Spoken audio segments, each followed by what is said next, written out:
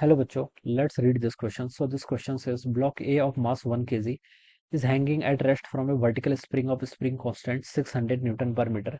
Block B of 1 kg mass strikes block A with velocity v and sticks to it. Then the value of v for which the spring just attain the natural length. ठीक है, हमें v की value बतानी जिससे आपके string क्या करे natural length को अटेन कर पाए. ठीक है, तो इस क्वेश्चन का बच्चों देखिए की कॉन्सेप्ट आप क्या लिख सकते हैं. देखिए यहाँ पर आपका कॉलिजन हो रहा है. क्या हो रहा है? कॉलिजन हो रहा है. तो आप कॉलिजन ही लिख लीजिए. क्या लिख लीजिए? कॉलिजन लिख सकते हैं इस क्वेश्चन का की कॉन्सेप्ट. या फिर हम देखिए यहाँ पर एनर्जी कंजर्वेशन भी लिख सकते हैं. ठीक है, कौन सा एनर्जी कंजर्वेशन भी आ सकता है, बिल्कुल आ सकता है. ठीक है, देखिए इस तरीके से आपकी सिचुएशन है यहाँ पर. ठीक है, इस तरीके से सिचुएशन है. ये देखिए आपका स्प्रिंग है. ये मान लीजिए स्प्रिंग की नेचुरल लेंथ है. इनिशियली तो स्प्रिंग ऐसे थी. ठीक है, आपने इसमें क्या कर दिया, एक ब्लॉक को अटैच कर दिया. ठीक है, एक ब्लॉक को हमने अटैच कर दिया. तो ये जिसका मास कितना एम के इक्वल है. ठीक है, ये इसकी नेचुरल लेंथ है. This is a natural length L के इक्वल. ठीक है, इस पर आपने मास अटैच कर लिया कितना एम जी. तो इसमें एक्सटेंशन होगा और एक्सटेंशन देखिए कितना होगा, इसको हम कैलकुलेट कर सकते हैं. देखिए एम जी फोर्स डाउनवर्ड की तरफ लगेगा, स्प्रिंग की टेंडेंसी के ऊपर की तरफ स्प्रिंग फोर्स लेगा. तो हम लिख सकते हैं कि X nought is equal to M G. तो एक्स नॉट क्या बचाएगा इसका, दिस इज द एक्सटेंशन. ये क्या हो जाएगा इसका एक्सटेंशन. तो एक्सटेंशन बच्चों इसकी वैल्यू, ये टोटल एक्सटेंशन है आपका बेसिकली एक्स नॉट. इसकी वैल्यू कितनी आ गई यहाँ से आपकी एम जी बाई के इक्वल आ गई. ये आपके यहाँ पर सिचुएशन आ गई. ठीक है, ये आपकी इनिशियली आपका इस तरीके से होगा. अब देखिए बच्चों, जब ये आपका ऐसे हो गया, अब आपका कोई ब्लॉक है जिसका मास क्या है एम. ठीक है, जिसका मास कितना आपका एम के इक्वल है. ठीक है, ये आपका ब्लॉक ए था, ये आपका ब्लॉक बी है. ठीक है, अब बोल रखा है कि ब्लॉक बी और मास वन की स्ट्राइक्स विद वेलोसिटी वी, ये ऊपर की तरफ आता है वी वेलोसिटी से, इससे स्ट्राइक करता है. इससे स्ट्राइक करता है तो एक टाइम पे ऐसी सिचुएशन हो जाती है. ठीक है, ये जस्ट स्ट्राइक करने वाली सिचुएशन है. ये तो आपका ब्लॉक ए है, ये आपका क्या आ गया, ब्लॉक बी आ गया. This is the block B.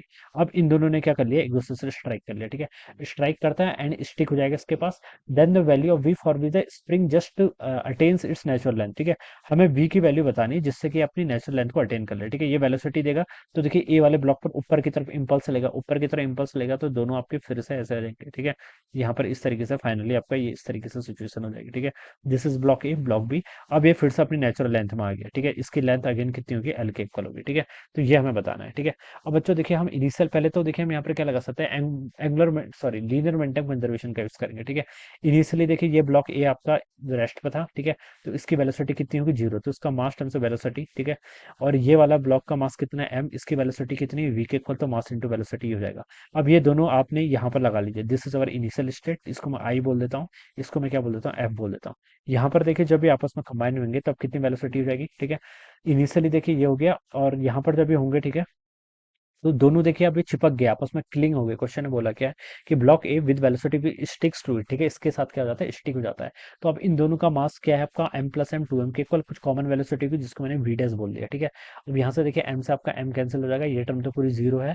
तो वी डैश की वैल्यू कितनी होगी बच्चों, वी बाई टू के इक्वल. ठीक है, वी डैश कितना, वी बाई टू. अब इस पूरे कंबाइंड सिस्टम की वेलोसिटी कितनी होगी आपकी, वी बाई टू के इक्वल होगी. कितनी, वी बाई टू. ठीक है, अब ये वी बाई टू वेलोसिटी होगी. ठीक है, और इनके बीच में एक्सटेंशन तो कितना है, अभी भी एक्स नॉट के इक्वल है. ये जो एक्सटेंशन है, this extension is x not के इक्वल. ठीक है, अब बच्चों देखिए अब ये इस पर क्या हो गया, इसके साथ किलिंग हो गया है. फिर देखिए ये ऊपर की तरफ जाएगा. ठीक है, ऊपर की तरफ जाएगा क्योंकि ये इसको इंपल्स देगा, ब्लॉक बी क्या देगा, ब्लॉक ए को इंपल्स देगा और ये आपस में क्या होंगे, कंबाइंड होंगे. तो ये कंप्लीट सिस्टम ऊपर की तरफ जाएगा और फिर से इस नेचुरल लेंथ वाली पोजीशन पर जाएगा.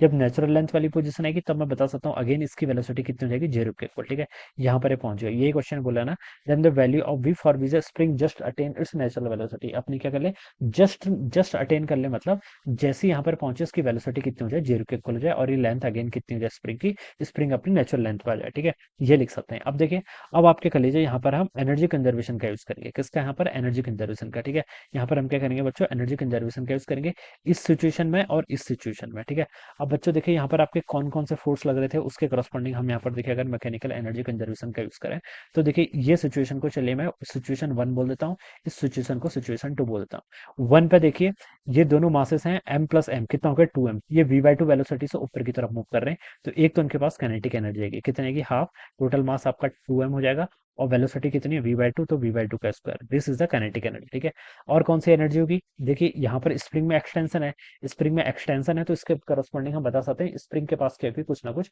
पोटेंशियल एनर्जी होगी. ठीक है, पोटेंशियल एनर्जी कितनी होगी, हाफ के, मान लीजिए इसका स्प्रिंग कांस्टेंट है, times displacement x not. X not extension है, उसकी वैल्यू कितनी है, देखिए यहाँ पर एम जी बाई के इक्वल है, तो आप इसको पुट कर लीजिए एम जी बाई के का होल स्क्वायर. ठीक है, ये वैल्यू हो जाएगी. तो ये तो आपकी टोटल काइनेटिक एनर्जी आ गई. This is the total potential energy, spring potential energy हो जाएगी. ठीक है, इट इज इक्वल टू, ठीक है। अब इस सिचुएशन में टू पर देखिए दो ही एनर्जी होंगे ना यहाँ पर। टू पे देखिए बच्चों, यहाँ पर इसकी वेलोसिटी जीरो हो गई है, लेंथ भी नेचुरल हो गई है, तो ना ही काइनेटिक एनर्जी आएगी ना ही स्प्रिंग पोटेंशियल एनर्जी आएगी।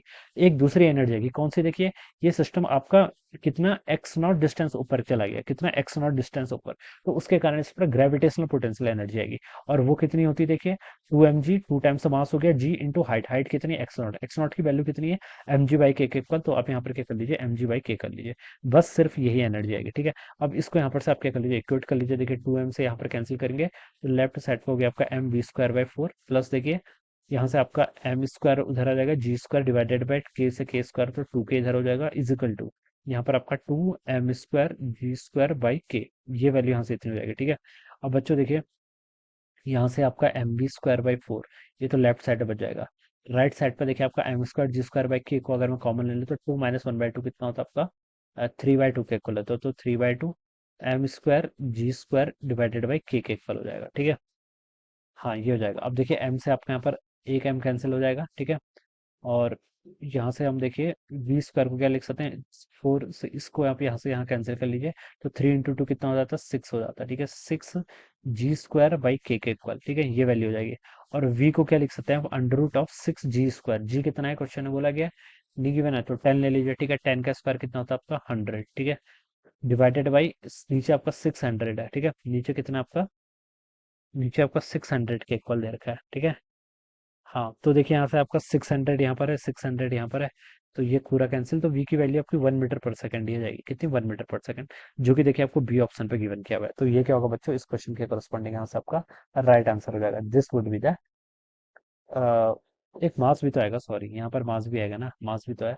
मास क्वेश्चन गिवन कर रखे ना 1 kg, तो कोई फर्क नहीं पड़ेगा क्योंकि मास तो 1 kg के इक्वल ही है, ठीक है। मास आपका 1 kg के इक्वल है, तो इतना सिंपली आ जाएगा, ठीक है।